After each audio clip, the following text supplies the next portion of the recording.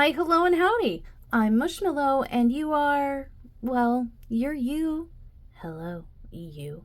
Welcome to Dark and Creepy Diamond Paintings Figure It Out Friday, where mystery meets sparkle and every canvas hides a chilling surprise. Each week, we'll chip away at the unknown, one square at a time, trying to guess what the hell we're making before the drills tell all. Is it a monster? A meme? A masterpiece? You'll just have to stick around and figure it out with me. This is not your grandma's crafting channel. This is Figure It Out Friday, and the mystery starts now. So we're about halfway through our first of 3 sections, you guys, and here's what we've got. We've got some blue coming in here. Some blues. Really pretty blues coming in amidst the darkness here. Can't really make heads or tails of any definitive shape or anything yet, so that's just me though. I don't know, maybe you see something. What do you think? I'm going to keep working and check back in a bit. Sorry, you might hear the washing machine in the background. I am doing some laundry while I'm working, and by I mean Sundown is. But yeah, we have our first section done right here. Here it is. And we're getting some more color now. We're getting some bright blues up in here. But yeah, so this is from like my hand over. This is the section we did here. Not really sure this is giving us any more definitive clues of any kind. It just seems to be more of this framing, cave entrance type of framing shape situation. We have some, I don't know, tendrils or lines, grooves right here. Could be a cave wall. I did see a suggestion that this could be a cave opening, and this does look cavey. Possible. And next up, we're going to be moving down to these 2 sections. So let me get started, and I'll check back with you in a bit once I get some progress on it so we can take a peeky poo. Okay, you guys, here's section number 2, heavy color blocking. I see lots of single fat dots. This should go pretty quick. Oh, let's see. Are we going to have more like darkness and tendrils or wispies or whatever we're calling these lines? Let's see. Let's find out. Good morning, you guys. Hi, it's the next day. I did not get to complete this section last night. Just completed it this morning, and here it is. So we've got the darkness coming back in. A little bit of brightness showing through here, but otherwise we're getting back to the doom and gloom that has been most of the sections we've done. Here are our 2 sections. This one right here and this one right here. Keep in mind this is the right side of the canvas going from bottom up toward top. So this is the right side.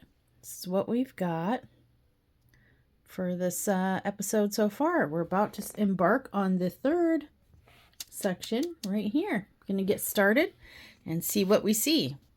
Do you see anything yet? I mean, keep in mind, like I said, I have it oriented sideways. So this is the side of the canvas going from bottom to top. All right, well, let's see what is to be uncovered here. Here, I will let you come along with me while I peel away the release paper. Oh, many, many dots. Look at all those dots, those solid, big, thick single dots. That, my friends, is 310 black. Well, at least we know this will go quickly. And we know it's going to be mostly black. Woohoo! I'll show you what it looks like when we're done. Just kidding. We're going to do a whip and chat, and we'll keep it short and sweet. I just wanted to share some things with you guys. First, I finished the series finale of You. Yes, I did. I'm not gonna, no spoilers, no spoilers. If you've watched it and finished it, no spoilers from you either. I'm not gonna spoil, you don't spoil. I will just say Out of the whole series, season 4, my least favorite. It just was, it was odd. You know, I don't know much about how they do the things that they do in the Wood of Holly, but I have to wonder if that season had different writers or what was going on with season 4, but I didn't like it. Never been my favorite. Season 5 probably was my second least favorite season of the show, and well, I see what they were trying to do with the end. I mean, I don't know, y'all. I'm not sure that I'm fully sold on it as being the best possible way they could have ended the show. It could have gone so many different ways, and I don't know.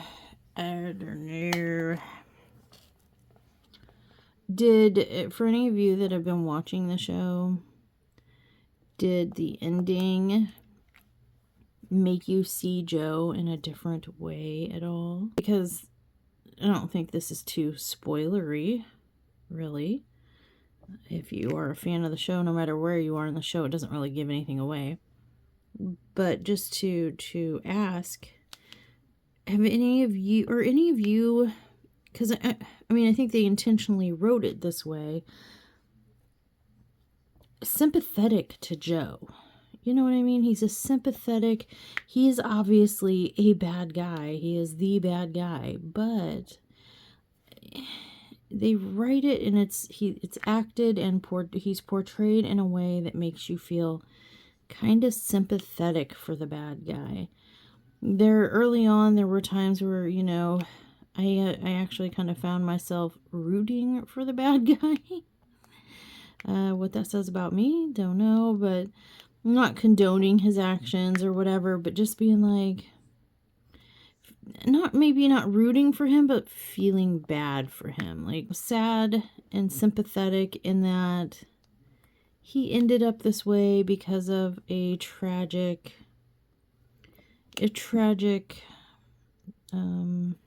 guess, upbringing, youthhood. And he just ultimately, at least from his perspective, he just wanted love. He just wanted to find unconditional love that he was missing from his childhood. And he suffered from his childhood trauma, and he just wanted to love and protect those he loved. So, in that way, I felt for him, you know what I mean? I was sympathetic, and it was sad that he had been reduced to being this type of person because of the way his youth was, you know? But like I said, not condoning what he did. He was obviously a very unwell bad guy, but it could have been so different if he could have just controlled his impulses and, I don't know, just controlled his impulses. He could have been a completely different guy. He could have been a hopeless romantic. Instead, he was a heartless one. But he could have been a hopeless romantic. He could have been a dream guy to many women who, I mean, could have been a really wonderful life partner if he didn't have those compulsions and could have wrangled it in and been more mentally stable and able to cope with his demons, you know. I don't know. Am I weird? Am I weird for thinking that?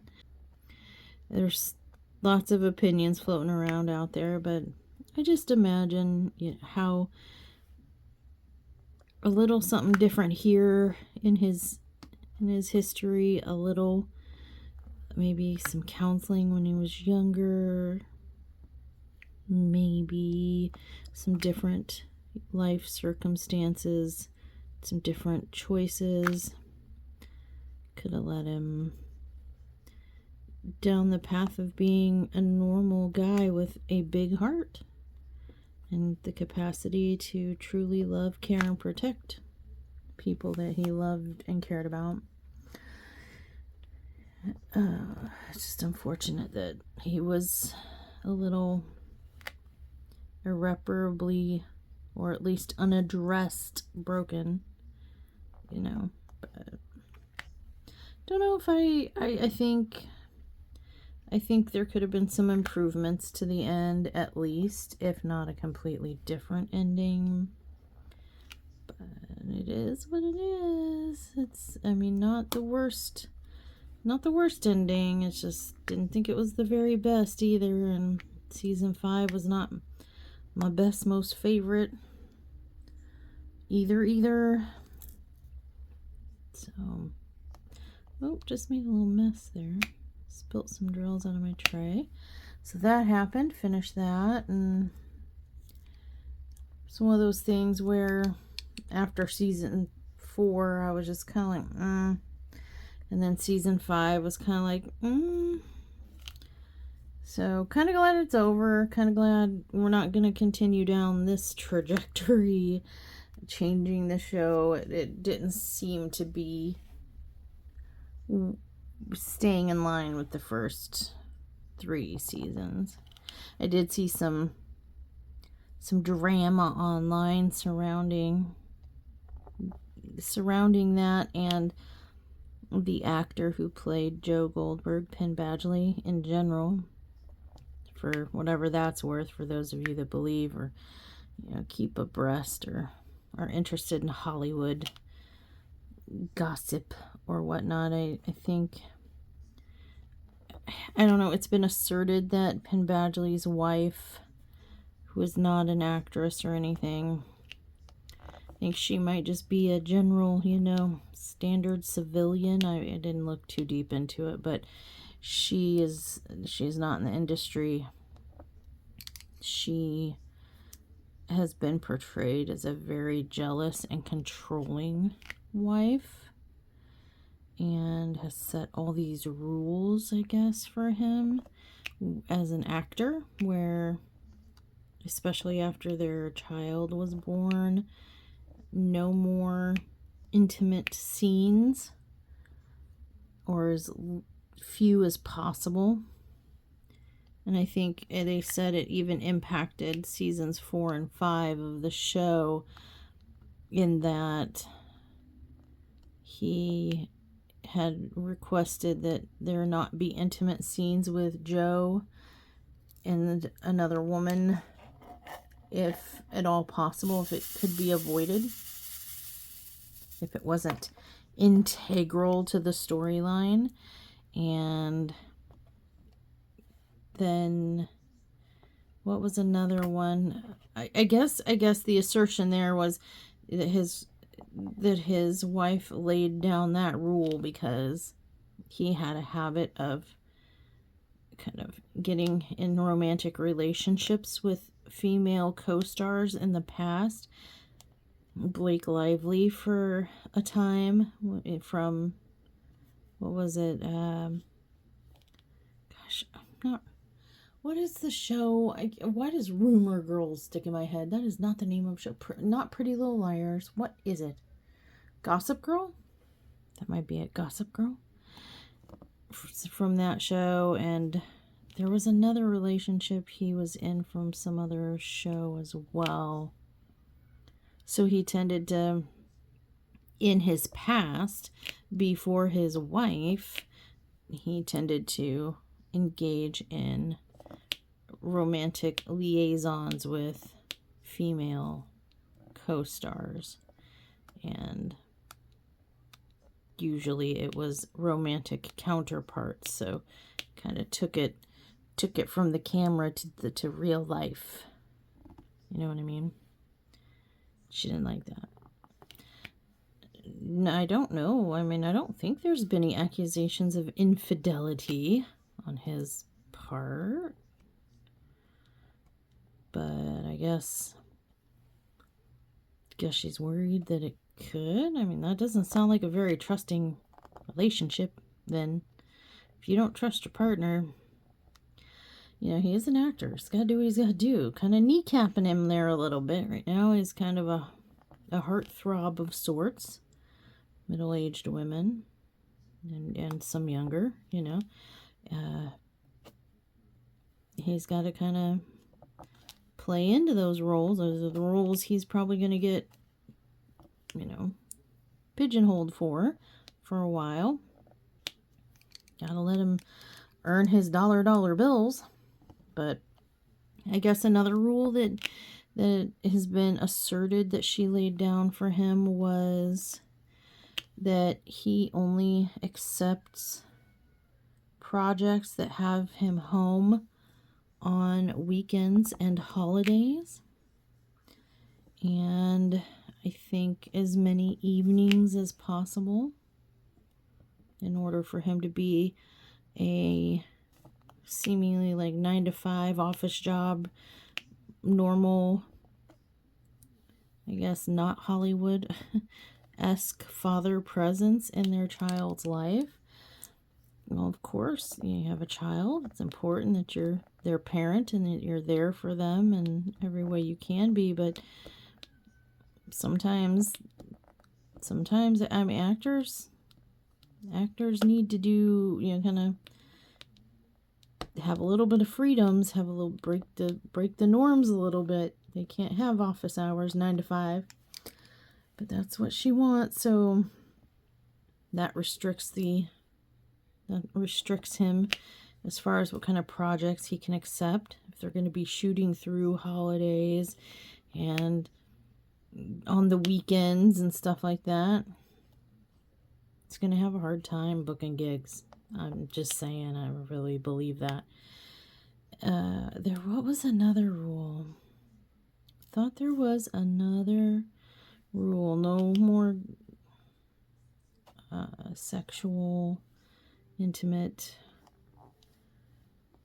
you know, scenes, the working hours, and I thought there was another one, I can't remember, but she's getting a bunch of unpopular kind of backlash from the entertainment community at large. They're pigeonhole. She's gonna wreck his acting career. A lot of people saying then you shouldn't have married an actor, in terms of when you want him home and his restrictions on when he can film and what he can act in. I think the other one was no more violence also. Nothing else violent. So, yeah. But, you know, he's the one that's kind of agreeing to this, you know, so he must want it too, right? Maybe. If he's not, he's agreeing to it. I know he's been very vocal about wanting to be done, you know, glad to be done playing Joe, that it really kind of messed with his head. I saw an interview where he was saying that he had to seek mental health counseling after every season to help kind of recenter himself, reground, so he wouldn't lose himself. You know? Interesting, isn't it? We probably all think acting must just be like so easy. And I don't know, I hear these stories about actors being so engrossed in embodying their character so fully on and off camera that really can mess with their heads. There have been actors who have actually done some sort of harm to themselves over their acting roles. Think Heath Ledger with the Joker and stuff. It's led to, I guess I just, it's easy for me to say I'm not an actress, but I just can't understand how you can't turn it off, how you can lose yourself, how you can't just know that this is just a role. This isn't me. It's on a fake set. I'm saying fake lines that somebody wrote for me. What I'm doing, it's not me doing it. Everybody's consenting. I'm just pretending, for entertainment. I'm not really sure.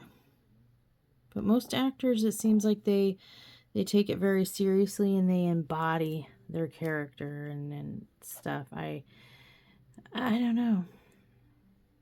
And then it's been suggested that that's just some actors' method, their way. There's different types of actors. There's method actors. There's improv actors. There's, I don't know. I'm not a professional actor. I couldn't tell you. But it just seems to me like that's a bit extreme to, I'm not sure how people get from taking on acting as a job to getting so entangled with their characters that they need reality checks. They need counseling to hold on to reality, to themselves. Like they risk losing themselves. But who's to say? I don't know. I'm not, like I said, not an actress.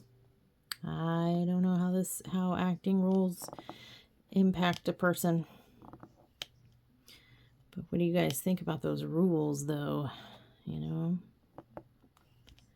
I mean, I know it's hard. I know it's got to be hard to see the love of your life doing some intimate things on camera with another person for their role. And then, I mean, I can see how that could be hard. I wouldn't be able to handle that very well. But when you marry an actor, it's kind of what you sign up for. If you can't handle it, you might want to reconsider that marital arrangement. I saw also he started his career like 19 years ago, when he was 19, with a net worth of $673. Anyone want to guess what his net worth is today, 19 years later? He was, I guess, a huge starring role in Gossip Girl. Never watched it. Don't know much about it. But he was a big baller in that. And then he hopped into You. So, any guesses of what his net worth is now? I'll tell you. According to the thing I saw, $225 million. So in 19 years, from being 19 to 39, I guess that'd be 20 years, wouldn't it? The thing I saw said like 19 years. But anyway, 19, 20 years, something like that. He went from less than $700 net worth and is grown to $225 million net worth. Crazy. I know that they go through a lot and they give a lot of themselves, but it's for entertainment. And you'd think our soldiers and our policemen and our firemen would get paid even a fraction of what people get paid to entertain us. But no, the entertainers get all the money. That's so crazy. Oh, that's insane to me. But it is what it is. It's the way our world works, right? Just, whew. I mean, picked the wrong profession, folks. Oh, why did I put myself through law school when all I had to go and do is try to break into Hollywood? And then I would have been golden. What else? Been watching Handmaid's Tale, halfway through season 4, more than halfway through, I think. Exciting stuff. I remember this is about where I left off watching. Is coming up. Maybe the end of this season. Maybe I got through season 4 and hadn't seen anything since, I don't think. But we're getting to the point that I last remember seeing. And I gotta say, this season 4 by far of Handmaid's Tale was... What's with season 4's? It was the same way with You. Is my least favorite season so far. It's slow. It's kind of boring. I don't like what they did to the character or with the turn that the main character, any of the characters really, have taken. Not doing it for me. I'm hoping it gets better after season 4. If not, I might cry a little. Because I've invested so much time, and so is Sundown, and we're both really, we're into the show, but then, I don't know, season 4 happened, and it's not, it's kind of leaving us with stank face, you know what I mean? Just kind of like, okay, well, maybe the next episode. Nope. Maybe it's like the curse of the 4th season of things. I don't know. Or any other shows. I mean, I've binge watched multiple seasons of multiple shows, but I think The Walking Dead was pretty much the same way too. Where it just kind of after season, around season 4, maybe 3, 4, 5, it started kind of like yawn. Yeah, we get it, okay. Or a favorite character or a group of characters or something started acting a certain way, behaving a certain way that we were like, no, this is not, no, something's not right here. Writers, are you awake at the table? What are you doing? Type of thing. But yeah, it is what it is. I just hope that the following seasons and the series finale, eventually when we get there, turn out to be better than season 4. And by the time you see this, I'll know more about the season 4, what's past season 4 on The Handmaid's Tale. Like I said, pre-recording, so I can't predict the future, so I can't tell you what's going on by the time you watch this, but yeah, that's I don't know, I guess that's kind of our whip and chat. It's like stupid o'clock in the morning. Daughter had us getting up at 5 a.m. because she has to work, and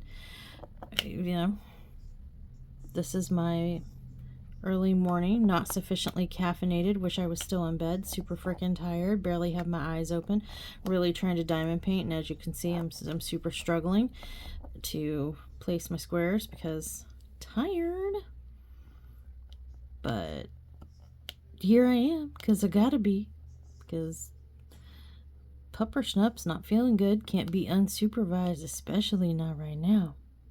So, hey, I guess I will stop rambling, finish this section, and we'll check back in when I have it done, and we can take an overall, like, up close look, and I'll do the wee woo siren of unsafety for those who don't want to be spoiled and see like the whole progress as it's happening, and wrap things up.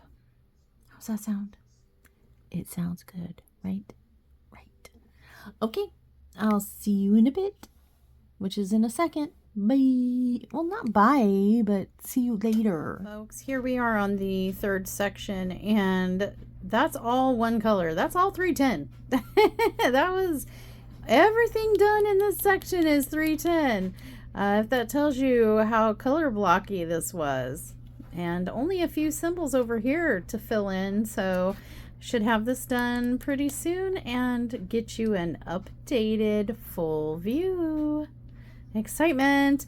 Not sure how much we're going to learn from this, but maybe we'll see something. All right, you guys, and here is the final section. Look, oh, this gapping. Ooh, my goodness. But gosh, I mean, this is acting like acrylics, not resins. With all the gapping. But here it is. Here's the final third section done. So it's mostly black color blocking here, as we discussed, a little bit of dark blue. And it's time for us to throw up the sirens, wee woo, and have Sundown hold it up so we can see the overall progress and see if we find any new evidence, and maybe have some guesses, throw some guesses out there as to what it is we're looking at.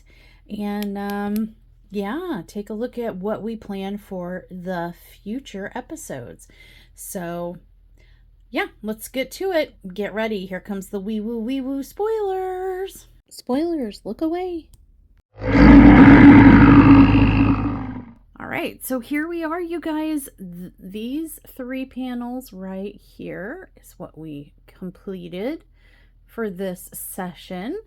Someone said in the comments of the last Figure It Out Friday, cave was giving them cave entrance vibes, and I can see that, like right here. We might have some cavey entrance vibes. I can dig it. I can be down with that theory, but I don't really see a whole lot that's given me any indication of who or what we're looking at, unless it's a scary cave entrance. Oh, I can see it looking at this. Oh, you can? Yeah. Oh. It's Bill Murray on a camping trip with a gopher in a cave. Bill Murray on a camping trip with a gopher in a cave. So it's Groundhog's Day. Exactly. That's a dark fantasy? Waking up every day, reliving the same thing every day. Okay, all right. Everybody forgets, but you. All right, well, we are in the spoiler zone, so I guess I can't be mad at you for spoiling the canvas for us. Gosh, Sundown. You know, I'm good at this. Yeah, that's what you seem to be good at. Let me know down in the comments below, is this Bill Murray with a groundhog in a cave, aka Groundhog's Day? Is that what we're putting together here? Yes. Yeah. Okay. Let me know your thoughts in the comments down below. And until next week, stay naughty. Peace.